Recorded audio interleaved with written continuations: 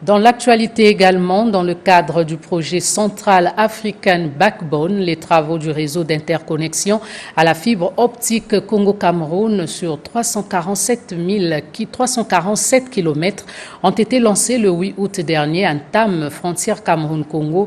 Il faut dire que le projet CAB est né de la décision des chefs d'État de l'Afrique centrale de mailler la sous-région de réseaux de télécommunications fiables. Reportage Célestin Okanoirika.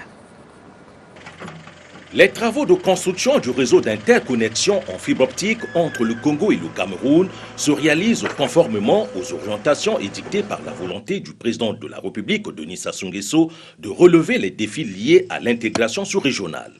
Ces travaux, qui consistent en la pose de 347 km de fibre optique de 72 brins, représentent une nouvelle autoroute de l'information qui va s'ajouter à celle déjà existante entre le Congo et le Gabon et à celle qui reliera le Congo et la Centrafrique. La pose de la première pierre de ces travaux permettra au projet CAB, Central African Backbone, de relier les réseaux de télécommunications des pays de la CEMAC puis ceux de la CEAC. Le projet CAB2 vise l'interconnexion inter-État en réseau fibre optique.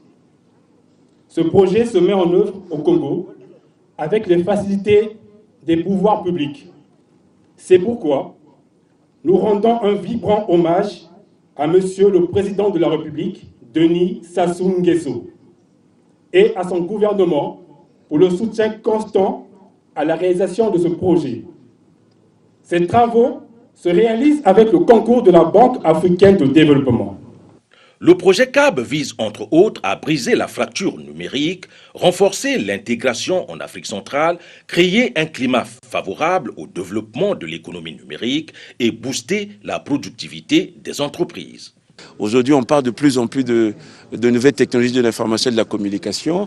On utilise le télétravail, on parle avec la pandémie de la Covid-19, puisque nous avons ces masques, nous avons ces gants.